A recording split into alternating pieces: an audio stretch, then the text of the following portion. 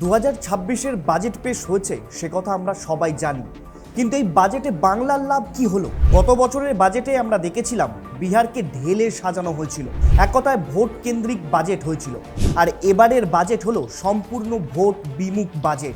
এবারেও তো পশ্চিমবঙ্গ ছাড়া আরও দুই বড় রাজ্যে ভোট রয়েছে, তাহলে কেন এমনটা করা হলো? এর কারণ কি তবে বাংলার করাপশন, আবাস যোজনায় ঘোটালা, রেশন দুর্নীতি, নাকি ন্যাশনাল স্কিম রিমার্কেটিং? আবার অনেক পলিটিশিয়ান বলছেন বাংলা আগাগোড়াই বঞ্চিত। সত্যিই কি বাংলা বঞ্চিত, নাকি এবারের বাজেট করা হয়েছে একেবারে ক্যালকুলেটিভ ওয়েতে? এই সমস্ত বিষয় নিয়ে আলোচনা করব আজকের ভিডিওতে। প্রথমেই বলি, এবারের বাজেট কিন্তু ভোটকে কেন্দ্র করে হয়নি। এবারের বাজেট হয়েছে বিকশিত ভারতের লক্ষ্যে। প্রত্যেক বছর আমরা দেখি বাজেটে ট্যাক্সের পরিবর্তন করা হয়, কিন্তু এবারে সেরকম কোনো বড় ঘোষণা করা হয়নি। তাহলে কি করা হলো এবারের বাজেটে? দেখুন, ভারতে বায়োফার্মাতে জোর দেওয়া হচ্ছে। ক্যান্সারের মতো বড় বড় রোগের 17টা জীবনদায়ী ওষুধের দাম কমানো হচ্ছে। পাশাপাশি আয়ুর্বেদকে উন্নত করার জন্য বড় অঙ্কের টাকা বরাদ্দ করা হচ্ছে। আজকের বিশ্বে mobile, EV, medical electronics, power electronics, telecom, defence এবং স্পেস এই সমস্ত সেক্টরের মূল ভিত্তি হচ্ছে সেমিকন্ডাক্টর। এই প্রযুক্তি না থাকলে আধুনিক অর্থনীতি একেবারে অচল। তাই এবারের বাজেটে ভারত সেমিকন্ডাক্টর 2.0 লঞ্চের পথে হাঁটছে। এর পাশাপাশি রেয়ার আর্থ মিনারেলসও খুব গুরুত্বপূর্ণ অংশ হয়ে দাঁড়িয়েছে, যে কারণে এখন সবাই এই রেয়ার আর্থ মিনারেলসের পিছনে ছুটছে।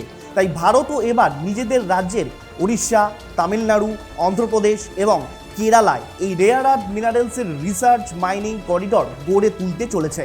আর এই বাজেট পেশেই ভারত এমন এক গেম খেলেছে, তাতে একটা দেশ মনে হয় একেবারে মাটিতে মিশে যাবে।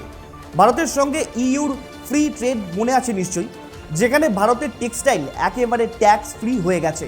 এবার সেই মোক্ষম দানটাই ভারত চেলে দিয়েছে। ভারতের টেক্সটাইল সেক্টরকে বুস্ট করতে বড় অঙ্কের টাকা ঢালতে চলেছে ভারত, যেখানে এবার ভারত হিউজ পরিমাণ দামি ও শৌখিন টেক্সটাইল তৈরি করবে, যা সারা বিশ্বে রাজ করবে। এর পাশাপাশি এমএসএমই সেক্টরকেও খুব গুরুত্ব সহকারে দেখা হচ্ছে, যাতে কোনো ছোট বা মাঝারি শিল্প সহজেই না হারিয়ে যায়। তাই তাদের সাহায্যের জন্য কর্পোরেট মিত্র চালু করছে ভারত, যাতে ভারতের ইকোনমিকে আরও খুব তাড়াতাড়ি বুস্ট করা যায়। এছাড়াও আরও একটি ডেডিকেটেড ফ্রেট করিডর তৈরি করা হবে, যা ডানকুনি থেকে সুরাটকে সরাসরি যোগ করবে। আর 7টি হাই স্পিড ট্রেন চালু করা হবে, যার মধ্যে একটি রুট হবে বারাণসী থেকে শিলিগুড়ি। তাহলে বাংলা কি সত্যি বঞ্চিত হচ্ছে? হাই স্পিড ট্রেন পাচ্ছে, ডেডিকেটেড ফ্রেট করিডোর পাচ্ছে, এমনকি প্রধানমন্ত্রী নরেন্দ্র মোদী কিছুদিন আগেই নতুন দুটি অমৃত ভারত এক্সপ্রেস ট্রেন চালু করেছে, যার রুটও কিন্তু এই বাংলা হয়েই যাচ্ছে। তারপরেও অনেকে বলছে বাংলা বঞ্চিত।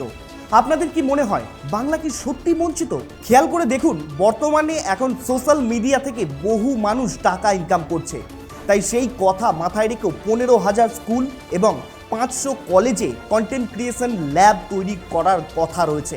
বিশেষ করে এভিজিসি বা অ্যানিমেশন, ভিজুয়াল এফেক্টস, গেমিং এবং কমিক্সের ওপর জোর দেওয়া হচ্ছে। ফলে অনেক সহজেই কর্মসংস্থান হবে। আবার ভারত যেহেতু কৃষিপ্রধান দেশ, তাই এগ্রিকালচারকেও উন্নত করতে ভারত বিস্তার এআই লঞ্চ করা হবে, যাতে কৃষকরা সহজেই তাদের কৃষিকাজকে আরও ভালো করে গ্রো করতে পারে। শুধু তাই নয়, কাজু, নারকেল এবং চন্দন কাঠের প্রোডাকশন বাড়ানোতেও বিশেষ করে উদ্যোগ নেওয়া হয়েছে। তাহলে এই সবের সুবিধা কি বাংলা পাবে না? আমার তো মনে হয় নিজের স্কিল ডেভেলপ করলেই সহজে এই সমস্ত বিষয়ের সুবিধা পাবে বাংলা সহ বহু রাজ্যের মানুষ। এছাড়া এবার বিদেশ যাত্রা আরও সহজ হয়ে যাচ্ছে।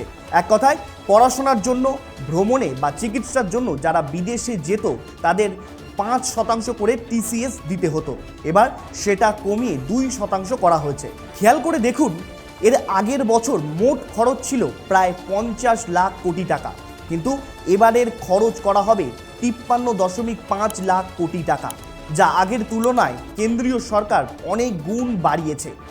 যেখানে ক্যাপিটাল এক্সপেন্ডিচারের ইনভেস্ট করা হবে 12.2 লাখ কোটি টাকা। এছাড়াও ভারতীয় শেয়ার, বন্ড, রিয়েল এস্টেট ও স্টার্টআপে এনআরআই ইনভেস্টমেন্ট সহজ করার দিকে জোর দেওয়া হয়েছে, যাতে জেনুইন এনআরআইরা নিশ্চিন্তে ভারতে টাকা বিনিয়োগ করতে পারেন।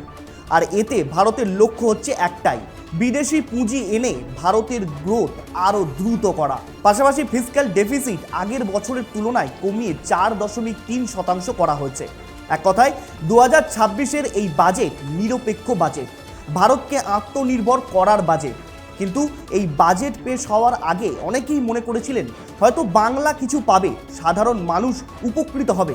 কিন্তু বাজেট পেশের পরেই সেই ছবিটা একেবারে পাল্টে গেল, যেখানে কোনো রাজ্যকেই বিশেষ করে নজর দিয়ে দেখা হয়নি, বরং ভবিষ্যতে যা জরুরি সেগুলোর ওপর নজর দেওয়া হয়েছে। এর মাঝেই আবার অনেকে বলছেন বাংলা বঞ্চিত।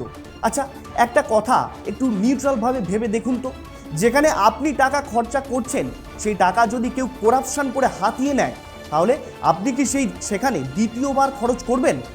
আর এবারের বাজেটেও কিন্তু সেই একই কথা মাথায় রেখে করা হয়েছে, যাতে সরাসরি টাকা না দিয়ে মানুষকে আপস্কিলিং করানো যায়, যাতে তারা নিজেদের টাকা নিজেরাই খেটে উপার্জন করে নেয়। কিন্তু সব ভালোর মাঝে কিছু তো খারাপ থাকবেই, আর সেটারও সরাসরি এফেক্ট পড়েছে এই শেয়ার মার্কেটে।